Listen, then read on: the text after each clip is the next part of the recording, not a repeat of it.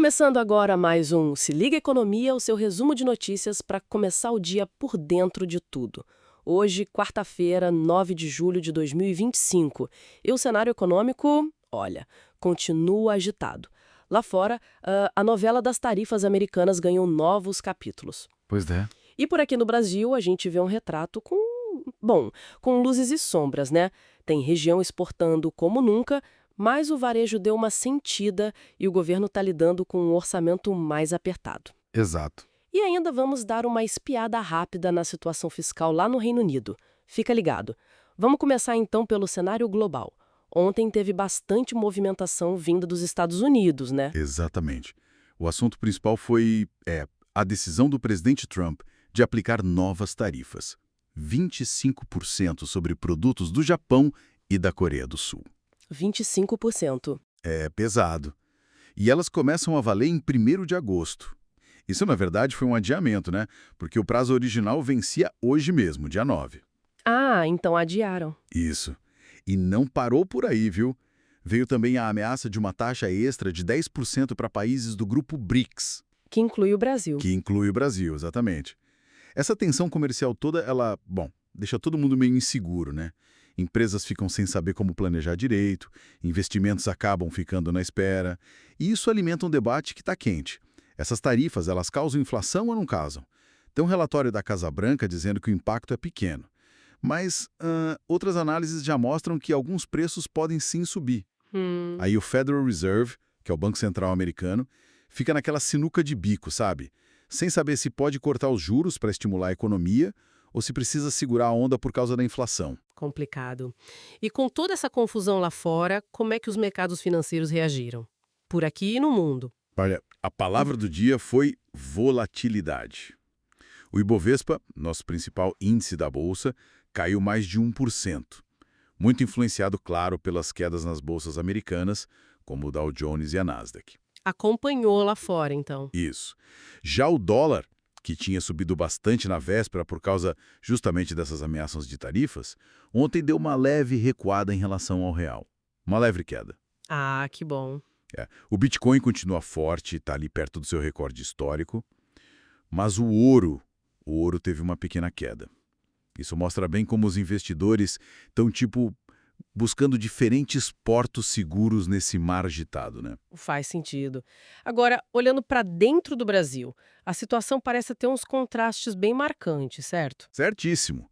A economia brasileira como um todo, ela está dando sinais de que está perdendo um pouco de fôlego, sabe? Uhum. Mas, ao mesmo tempo, a gente vê umas histórias de sucesso bem interessantes, como a de Rio Preto, lá no interior de São Paulo. Ah, o que teve lá. As exportações de lá dispararam quase 40% no primeiro semestre deste ano, isso comparando com o mesmo período de 2024. Nossa, 40%? É um sinal de como algumas regiões conseguem, achar caminhos para crescer mesmo num cenário mais difícil. Só que do outro lado da moeda, as vendas no varejo, aí já não foi tão bom. Caíram em maio em todo o país na comparação com abril.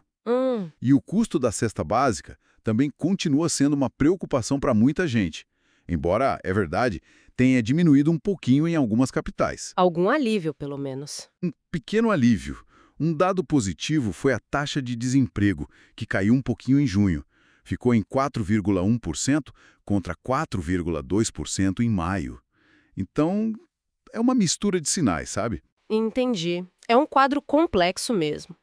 E do lado do governo federal, quais foram as principais notícias? Bom, o governo confirmou que os pagamentos do Bolsa Família de julho começam no dia 18. Ah, boa notícia para muita gente. Sim, importante. Mas essa notícia vem junto com um alerta, da ministra do Planejamento, a Simone Tebet.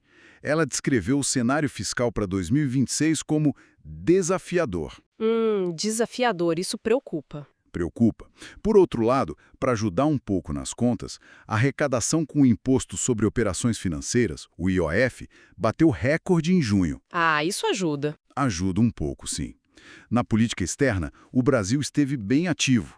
Lá na cúpula do BRICS, o presidente Lula criticou o que ele chamou de negacionismo climático. Certo. Mas, ao mesmo tempo, defendeu o direito do Brasil de explorar petróleo, falou numa transição energética responsável, Uma posição Delicada. Bem delicada, e o país também sinalizou que pode retaliar se vierem novas tarifas dos Estados Unidos.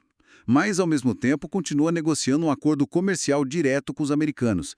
É um jogo duplo, hein?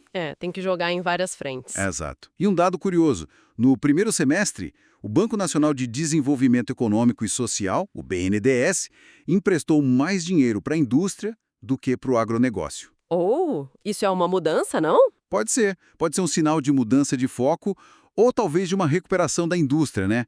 Algo para observar. Interessante. Para a gente fechar esse panorama, tem uma notícia do Reino Unido que serve de alerta, né? Tem sim. Sai um relatório oficial por lá mostrando que as contas públicas britânicas estão bem vulneráveis, sabe? Vulneráveis como? A dívida do governo está alta e o custo para eles pegarem dinheiro emprestado também subiu bastante. Isso mostra que esse tipo de aperto fiscal não é um problema só de países como o Brasil, né? Atinge também economias ditas desenvolvidas. É um desafio grande que eles têm pela frente lá. Nossa, realmente. Então, resumindo o dia de ontem, o que a gente pode tirar de mais importante disso tudo? Olha, a sensação que fica é que a economia mundial está buscando um novo equilíbrio, mas ainda com muita instabilidade. As decisões sobre tarifas nos Estados Unidos continuam sendo grande fator de incerteza global, mexendo com mercados, com investimentos. Sim, impacta tudo. Impacta tudo. E o Brasil tenta se posicionar nesse cenário complexo, né? Defendendo seus interesses lá fora, enquanto lida com os próprios desafios aqui dentro, como a economia mais fraca e as contas públicas apertadas. A palavra do momento parece ser adaptação. É isso aí. Um resumo rápido para você começar esta quarta-feira sabendo o que está rolando na economia. Como a gente viu, o cenário exige atenção constante. E fica aquela pulga atrás da orelha, né? Como essa mistura toda de pressões externas, tipo as tarifas americanas, com os nossos desafios internos, a questão fiscal, o ritmo do consumo, como isso vai desenhar o futuro próximo da nossa economia. É algo para a gente acompanhar bem de perto, sem dúvida. Exatamente. Valeu demais pela companhia aqui no Se Liga Economia. Continue com a gente para mais análises e informações para entender melhor esse mundo ao nosso redor. Até a próxima!